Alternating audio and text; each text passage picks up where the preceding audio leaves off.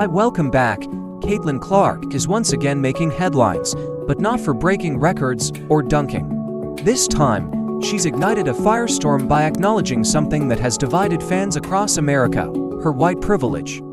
In an interview with Time magazine, Clark made a shocking confession that has everyone talking, so much so that even Amala Ekpunobi jumped in to defend her. Now, the WNBA's brightest star finds herself caught in a whirlwind of merit versus politics. But here's the real question. Was this a genuine statement, or was she pressured into it? Let's dive into the controversy that no one saw coming. But before we start, please make us a favor by subscribe for more updates. We know it takes some of your time, and we appreciate it. We're talking about Caitlin Clark on this channel once again, and it's not because she's beaten some sporting record or she's dunked or she's been slammed on the ground by a player on the opposing team again. No, she's done something far more interesting, and that is acknowledging her white privilege. Yes, she's finally spoken up about the elephant in the room, which is her whiteness. It is the reason she is where she is. The rising star of basketball has just made a stunning revelation that has left the nation divided. Caitlin Clark's recent Time magazine interview stunned her fans, and she openly acknowledged having white privilege. The internet erupted in response, with clear lines drawn between supporters and critics. But when Amala Ekpunobi entered the fray to defend Clark, the situation escalated even further. Now, the WNBA's brightest star finds herself caught between her undeniable merit and the politics surrounding her statement. Was this confession something Clark was pressured into? The truth will surprise you. Says, quote, "I want to say I've earned every single thing, but as a white person, there is privilege. A lot of those players in the league that have been really good have been black players. This league has kind of been built on them," which is a very interesting choice of phrasing there. We'll get to that in a moment. The more we can appreciate that, highlight that, talk about that, and then continue to have brands and companies invest in those players that have made this league incredible. Let's talk about the storm brewing in the world of sports. And trust me, this is bigger than any game-winning shot you've seen. Caitlin Clark, the player who's been transforming women's basketball, has made a bold statement that has sent shockwaves through the sports world. And when I say shockwaves, I mean everyone from sports analysts to social media activists is talking about it. The controversy started when Clark sat down for what seemed like a regular interview with Time magazine. You know the type. The athlete shares their journey, reflects on their career, and perhaps drops a few inspiring moments. But Clark veered off course, and that's when everything exploded. Here's what she said, exactly. "I want to say I've earned every single thing, but as a white person, there is privilege. A lot of those players in the league that have been really good have been black players. This league has kind of been built on them." Let those words sink in, because they sparked a controversy no one saw coming. That's when Amala Ekpunobi jumped in, raising tough questions that couldn't be ignored. And let me tell you, she didn't hold back. The first thing she pointed out: the WNBA is 67% black. That's right, Clark's actually in the minority in the league she's talking about. It's interesting that she says the league is built on them rather than like built with them, or they've contributed so much to the league. They are essentially the league. If we look at the WNBA in particular, I think we have a 67% black makeup of the league. For the NBA, it's like 70%. So we're talking about a predominantly black female league with the WNBA, but somehow Caitlin Clark is exercising some kind of white privilege within the league.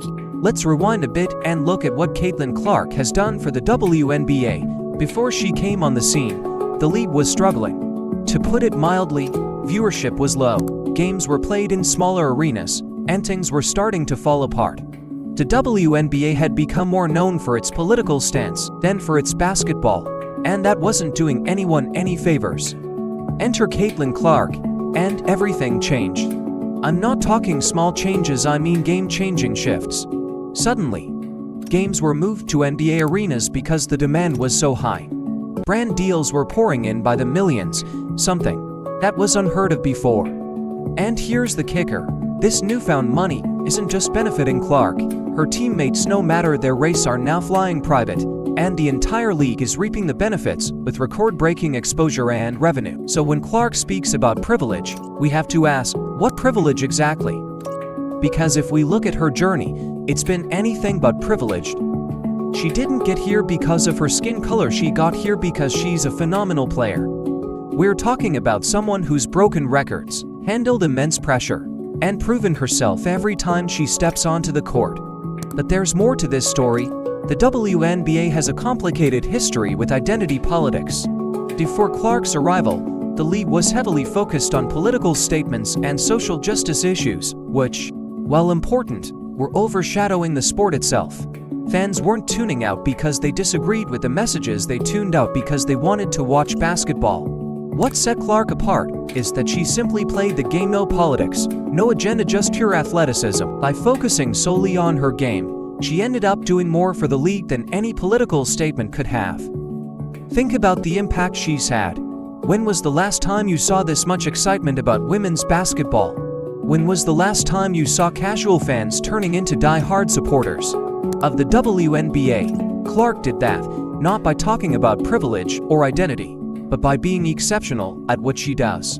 Amala made an interesting comparison, likening Clark's situation to Eminem in hip-hop, a white person succeeding in a space that's predominantly black. There's often this unspoken pressure to acknowledge privilege or pay homage to the community, even when your success is a result of talent and hard work. It's as if there's an invisible tax that comes with being a successful white person in certain spaces. Let's take a look at the hard numbers. Since Clark entered the league, ticket sales haven't just risen, they've skyrocketed. Venues are selling out in record time. TV ratings have hit new highs, and social media engagement is setting all kinds of records. And remember, this isn't happening because of Clark's race, it's happening because she's a basketball phenom. The really interesting part? The WNBA is 67% black, and these players are also benefiting from what's being called the Clark effect. More viewers mean more sponsors, which means more money flooding into the league, which translates to better conditions for all players. But now, with this comment about privilege, Clark has opened up a whole new discussion. Was this something she wanted to say, or was she under pressure? And here's the kicker about privilege: if you have to tell people you have it, is it really privilege? Let's break down what Clark has actually brought to the table. She's increased visibility for women's basketball, attracted new fans, brought in major sponsors, and most importantly, shown that women's basketball can be as thrilling and commercially viable as men's. Ironically, by discussing privilege, Clark might be undermining her own achievements.